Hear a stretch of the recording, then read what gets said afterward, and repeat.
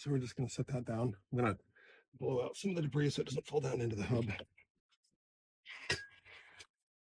You know, I've got some tools to make this easier, but hand tools or not, it's all about the same.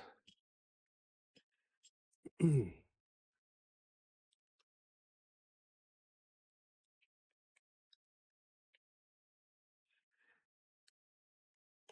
going to press down on the bottom there. That presses on the bottom axle, right? And the goal is of course, to try and get that to press out.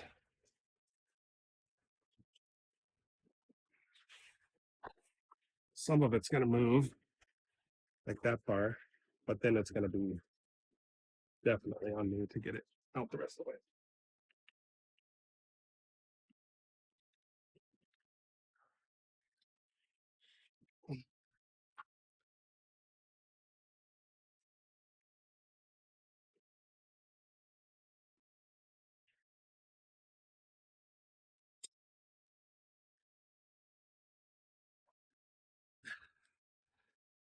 It's probably one of the better ways I've seen to remove it. Somebody mentioned that on a YouTube channel somewhere.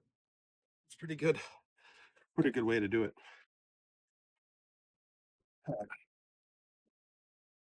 That way you're protecting everything that you can.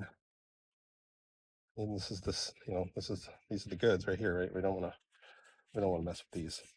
Nothing inside here do we really want to mess with. So then I'm going to go through the process of cleaning this hub. You can see there's quite a bit of dirt in here since the last time I was in here. I haven't done these bearings yet.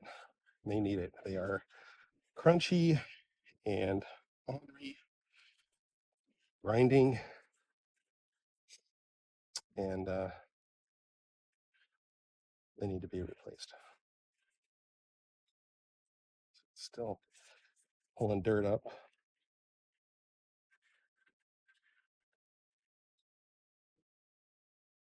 And on the magnets, I've got some sand pieces and stuff in there. It's not what you want, right? So it's important to try and get in here and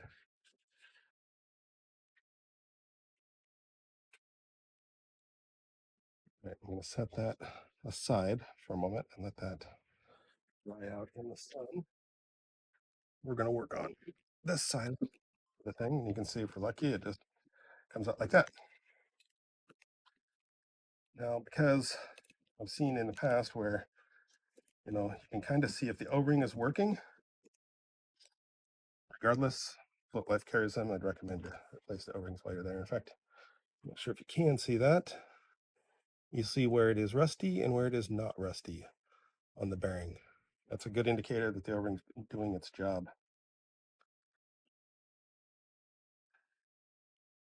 So now I'm just going to come in through here and just give it a nice little wipe down. Sure enough, that O-ring is sagging. A little sagging and bagging. So we're going to pull that O-ring off. Replace it while we're here. I had bought a couple. I was just tired.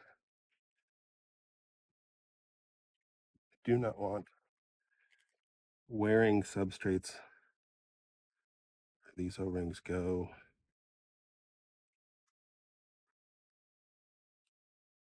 Okay. Again, I'm probably going to set this out in the sun just to let it bake. Make sure the moisture is not on it.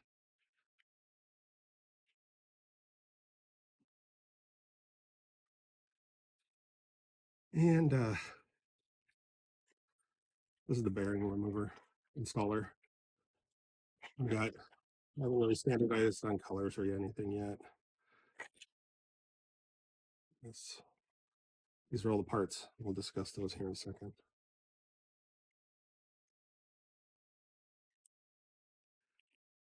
First things first, the thing that interfaces with the bearing. This one here is called the bearing driver. This is another bearing driver. So this is the install driver. This is the extraction driver. Or invert that and do that every time. This is the extraction driver, and this is the installation driver. The installation driver works in combination with the extraction driver as a shim. We'll talk about that here in a minute.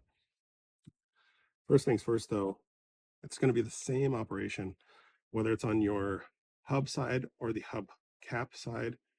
For lack of a better term, we're going to put the extraction driver in a compliance mode into the bearing. Okay, we'll set that aside. Now, a couple other parts. This is the main mandrel here. It's a fine coarse thread, and it's got a kind of a friction reduction thrust bearing down here. Looks like it's flush with this, but it's just a half a millimeter above or something like that. This right here, this piece is called the reference frame. It's essentially going to be resisting whatever forces you're applying. So the idea of the overall system is that these things, the handles, the hand knobs, they're called gas caps, for lack of a better term, because you can put some gas to it, so to speak. It's tongue in cheek.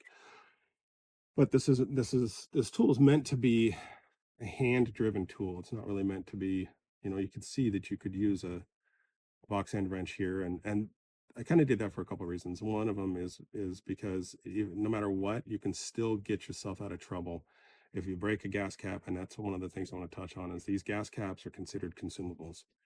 I don't want you or anybody, including myself, to break something in our expensive hubs because we over torque or something like that on this bearing press. So it's important that we use, we approach the gas cap as a expendable part or consumable, if you will.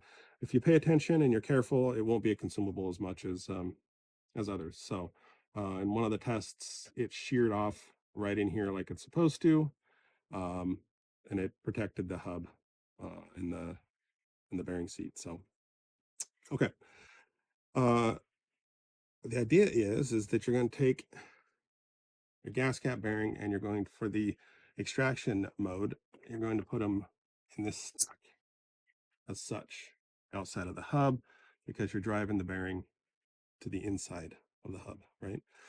This is the adapter. This is going to be, you'll notice that the indents are comparable to what's on the inside of the hub cap, so to speak. And it's also a capture mechanism. So this mechanism is part of the reference frame, but only during the extraction process. And then it becomes a capture cup to capture the bearing, so that when you're doing this on the hub side where the magnets are, that the bearing doesn't collide with the magnets themselves. So you're protecting the magnets. This is on the other side. This compliance mechanism here holds the bearing in place and drives it into the capture cup. And you'll see how that works here in a second. So then the reference frame, the capture cup goes on there. The reference frame fits right inside like that. And then the gas cap goes on. Now, when you're doing the extraction, it doesn't really matter, but I did make it so that you could one-hand this if you felt so inclined. So then this stacks up here till it hits there. Now, you're going to tighten it down until you feel it snug. Now it's all snug, right? If this is making sense. Now, this is going to be one of those things that you might not catch on the audio, or might, when I first filmed this, I'm anticipating doing a sound over. So, you might not hear this, you might hear this, but what you want to do is you want to start turning, and you're going to want to listen for the crack of the bearing, right? And you'll hear it. There you go. That broke it loose.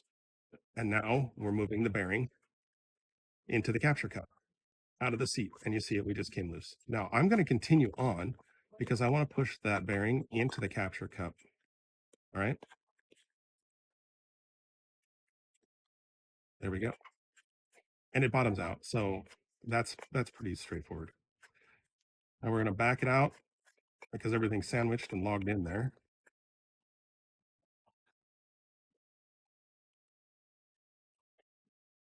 Now this is kind of the cool important part is the bearing is captured inside there, right? And it's lodged in there. So the idea is that there's no metal to metal contact inside the magnet housing. That's the whole novel idea of this, right?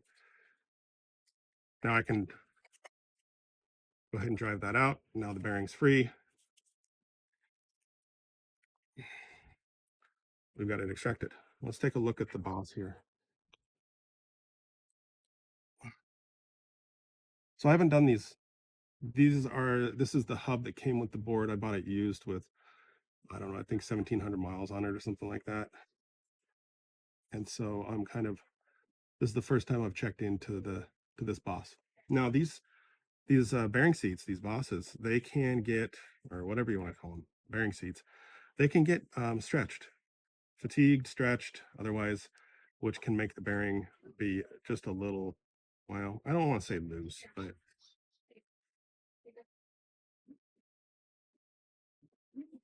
now you see I've got that nice and clean. Now, one thing I do want to mention is that I'm probably going to put some assembly grease when I go back in there. And you see, I've never been into this thing. And when the factory put it in, you can actually see some striation there. So however they're pressing the bearings in,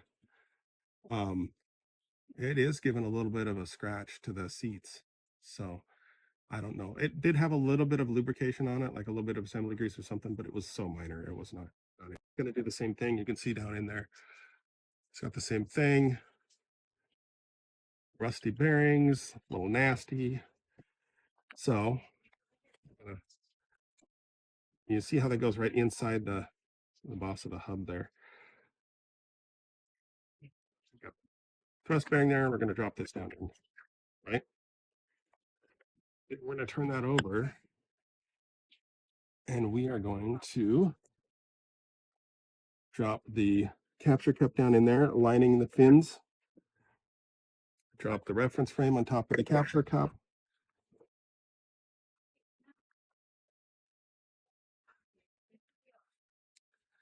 And then we're going to drop this guy down in here too. Now, here's the other thing I got to mention. The bolt head always goes to the exterior of the hub. The bolt end always points towards the interior of the hub. We're going to do the same thing. We're going to tighten this up until it kind of seats itself. Then we're going to check. We're going to look down in there. Everything's lining up like it should, right? We're all centered. We're all captured. Everything is good. I'm pretty comfortable with all that. There's some of that fuzz that I was talking about that I didn't really like from those wipes. Hence the rubbing alcohol I'm going to go get. Now we're ready to extract. Again, we're going to start this process.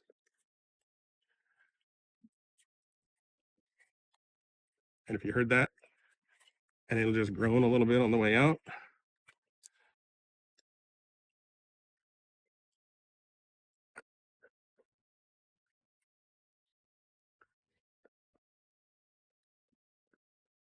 Should be pretty well out. And we'll do a quick little blowout. Again, making sure not to get in between that.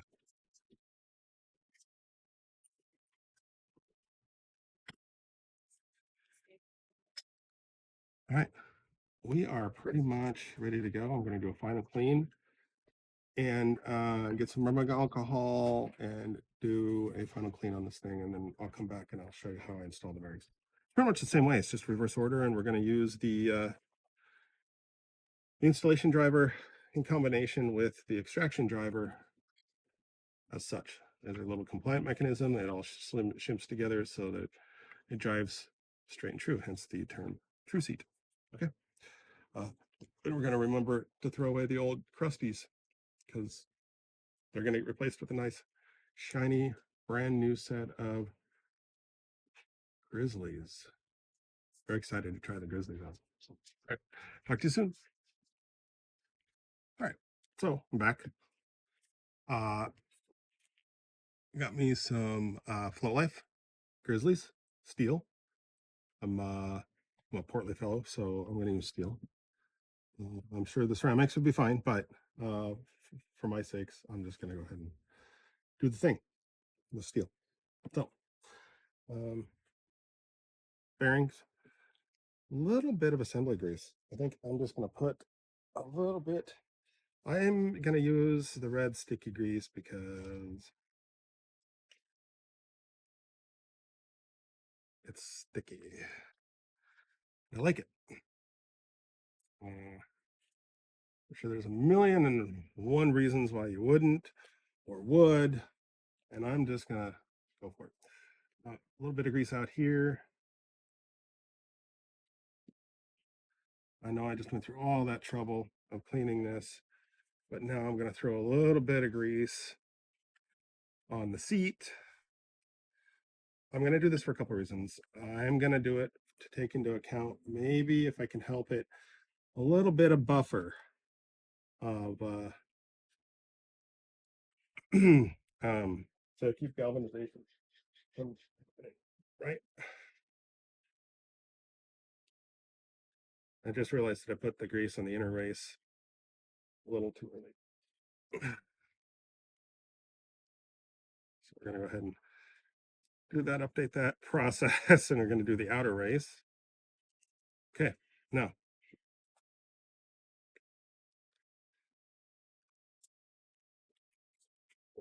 remember I slapped together the extraction driver and the installation driver, and we're going to do the same thing. We're going to put the brand new bearing there. Okay. Now I could go ahead and drop it down in, but I want to use the capture cup as an alignment cup. You can see there, right? It's fairly captured.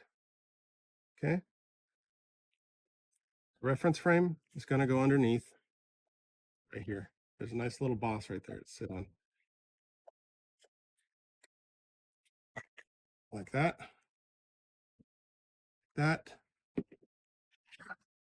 Like that. Now, I don't know if you can see it, but everything's nice and centered. That bearing is not crooked. Can't be crooked, right? That's the whole point of this, is it's captured, it's not crooked. And again, it doesn't matter which way you go. Now everything's ready to go. And you're just going to twist, and it's going to install the bearing. It'll bottom out when it's done. It'll groan maybe a little bit, but if everything's lined up and you got your grease in there, and it'll bottom out. That's it.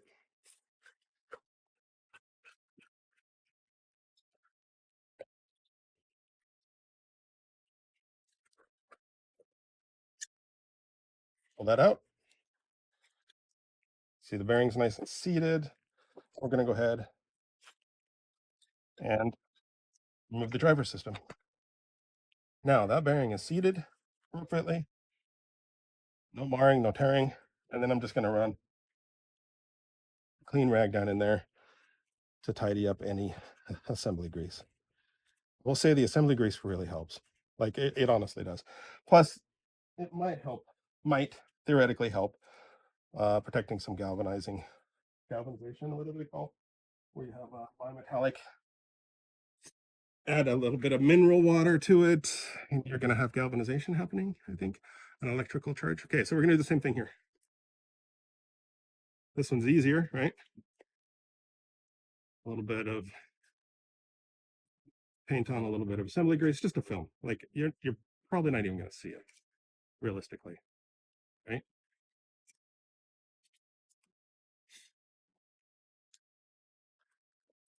And then on the outer race of the bearing. We're doing that off camera, aren't I? So same thing.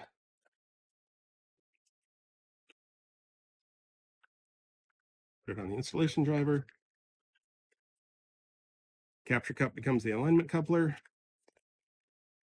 You see it sits nice and pretty on the fins there. You can see it's ready to go, right? Same thing. At this down, sandwich it. There you go.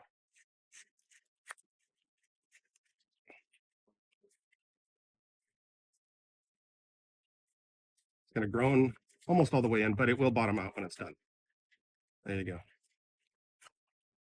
Again, these gas caps are made to be consumable. And you can buy new ones of these from me. I'll put them on the shop. I don't have the shop fully integrated with like replacement parts yet, but um, they won't be much. Maybe $10 plus shipping or something like that. Anyways, now you've got it installed. Notice that the compliance mechanism can't come loose until you remove the mandrel. And now we have it cleanly installed, ready to go. And now I'm going to go ahead and do what I was saying earlier. I'm going to go ahead and put some assembly grease on these bases.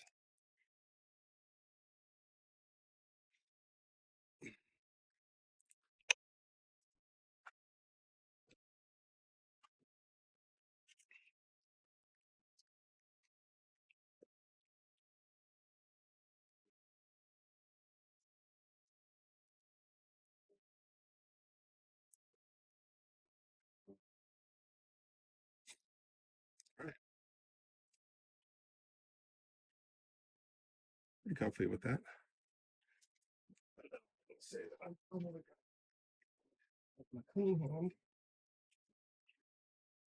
Grab this.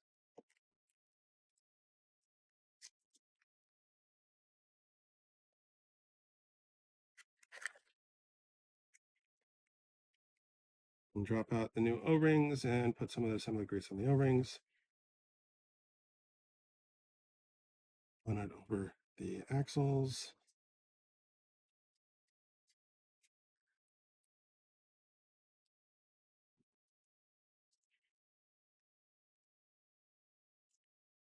And a little bit on the axle. Again, just enough to help protect it. Like we're not, it's the intention isn't that we're lubricating anything that's like truly moving. But during the install process, O-rings are important to protect.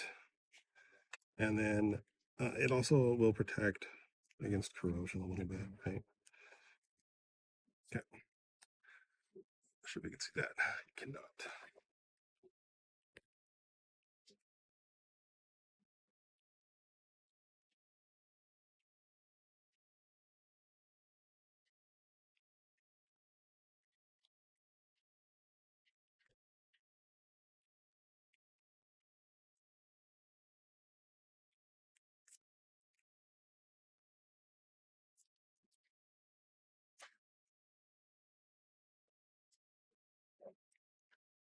There we go. Same thing on cable side.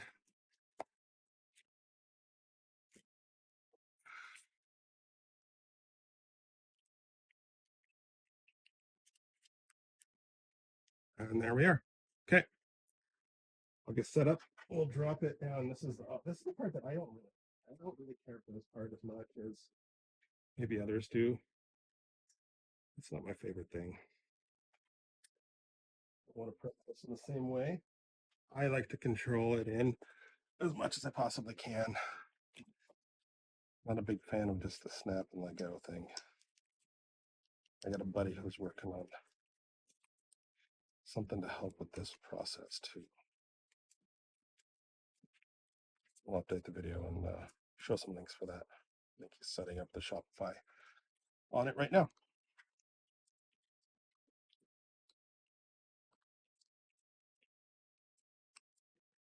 Okay.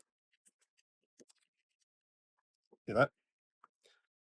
Axles, it's protected, right? Drop this. I'm going to step out of camera for a second. We're going to drop it down in there.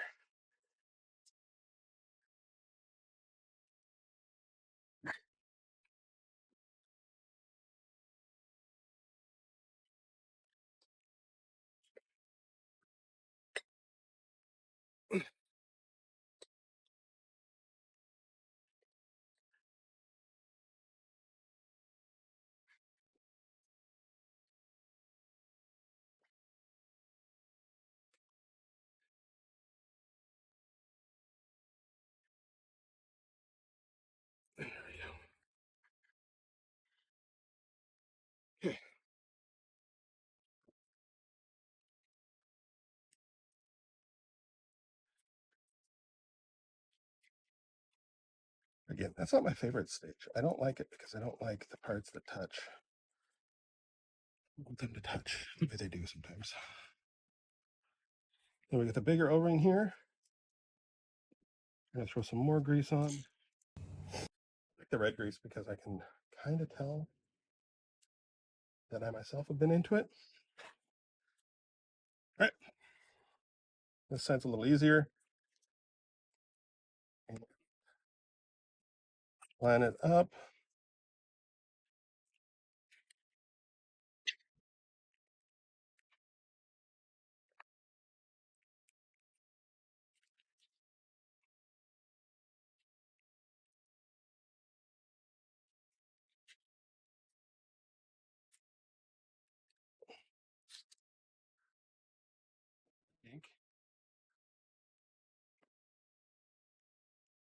It's good to go. I know I'm probably getting hung up on those the O-rings. The new O-rings are always a little stubborn when you first go in with them. It's starting to seat now. So, all right. So that's the TrueSeat Bearing Press. I mean, I know I kind of just did the whole video on how to do your whole like bearings, but I kind of wanted to show how it goes together. I will say that when I ship them, they'll be shipped in an installation configuration because they fit better in the packaging. So maybe a little counterintuitive there, just to be aware that you're going to get it and have to reconfigure it immediately out of the box. So just be aware of that. But otherwise, that's how the TrueSeat works.